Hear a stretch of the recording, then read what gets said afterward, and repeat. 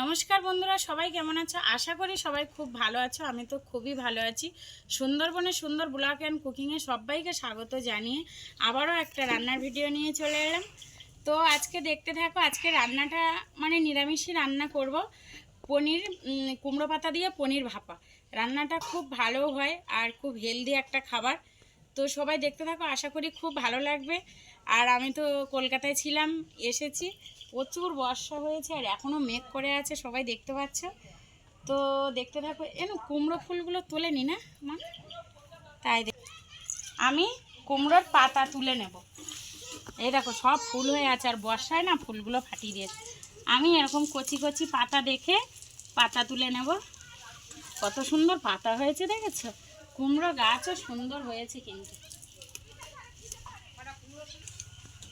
বেশি নেব না। এই যে খুব সুন্দর, একদম কচি কচি পাতা। এত সুন্দর পাতাগুলো না দেখলেই যেন লোভ লাগে।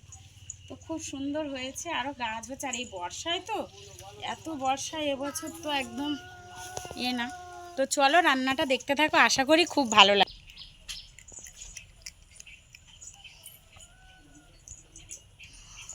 এখানে আমি মশলাগুলো নিয়ে সব চলে এসেছি। দেখো এখানে আমি মশলাগুলো নিয়ে নিয়েছি। দেখো, সর্ষে, পোস্ত আর কাজু বাদাম আর কাঁচা লঙ্কা, নুন, হলুদ, এইগুলো দিয়ে আমি রান্না করব হচ্ছে কুমড়ো পাতায় পনির ভাপা। এটা আলাদা করব, আর একটাও রান্না করব। তার জন্য আমি জিরে আর আদা নিয়েছি, ওটা আলাদা। তো দেখতে থাকো, মশলাগুলো নিয়ে চলে এসেছি, আশা করি খুব ভালো লাগবে। আমি এবার শিলবাটায় মশলাগুলো বেটে নেব। কুমড়ো পাতায় পনির ভাপার জন্য মশলাটা আগে করে নেব। সাদা সর্ষে, পোস্ত, কাঁচা লঙ্কা, কাজু বাদাম আর সামান্য পরিমাণ লবণ। এবার আমি একসাথে মশলাগুলো বেটে নেব সুন্দর করে। মশলাটা আমার হয়ে গেছে। শিলবাটায় মশলা করলে মিক্সচারের থেকে ভালো হয় আমার যেন মনে হয়। এবার আমি মশলাটা তুলে নেব।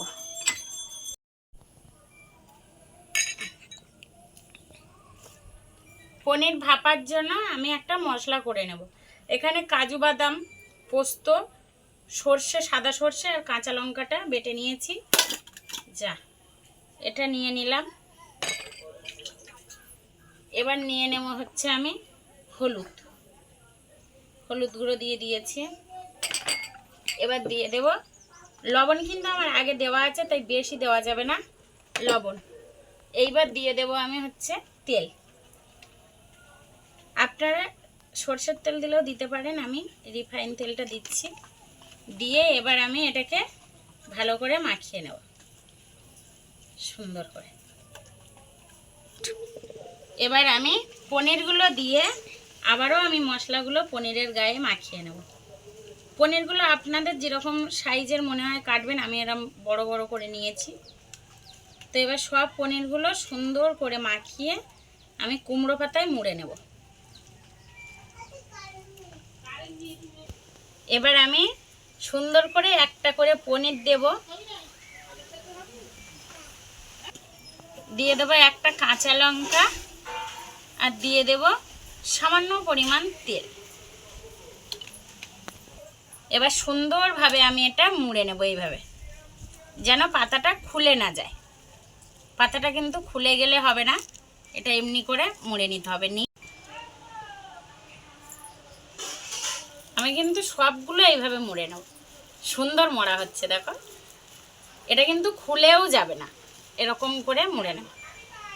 উনানটা আমি ধরিয়ে দিয়েছি, এবার কড়াটা তুলে দেবো। বাবারে, কড়া আমার গরম হয়ে গেছে। এবার আমি কড়াইতে তেল দিয়ে দেবো। তারপরে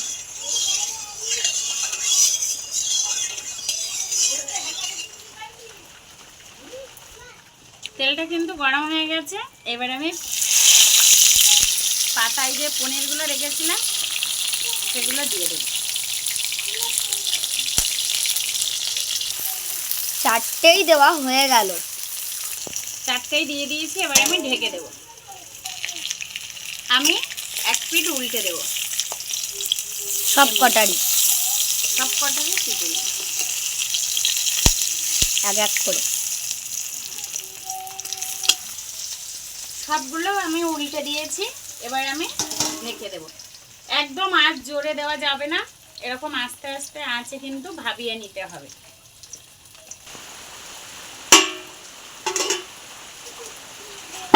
ভাপাটা কিন্তু আমার প্রায় হয়ে গেছে। এবার আমি আর এক পিঠ উল্টে দেব।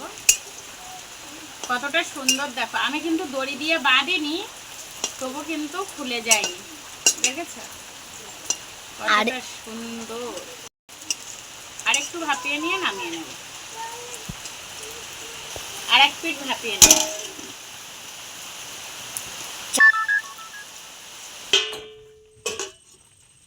আমার কিন্তু ভাপাটা কিন্তু আমার হয়ে গেছে, আমি এবার তুলে নিচ্ছি।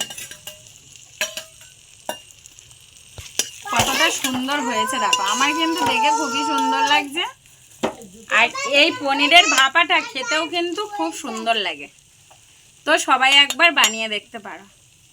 এবার আমার ক্যামেরাম্যান রিভিউ দেবে খেয়ে পনিরের পাতুরি কেমন হয়েছে। দেখি। কুমড়ো পাতায় পনিরের পাতুরি। লঙ্কা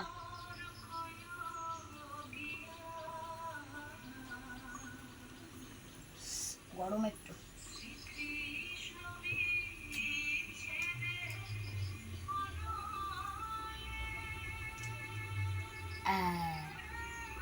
এবার দেখি কেমন হয়েছে।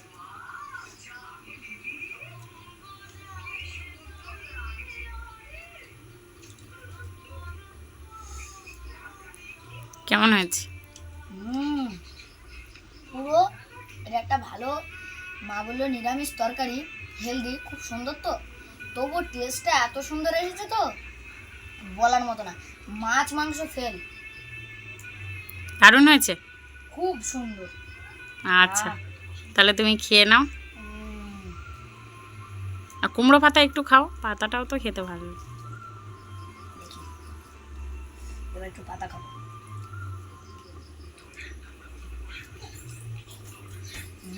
পাতাটাও ভালো লেগেছে, দারুণ, খুব সুন্দর।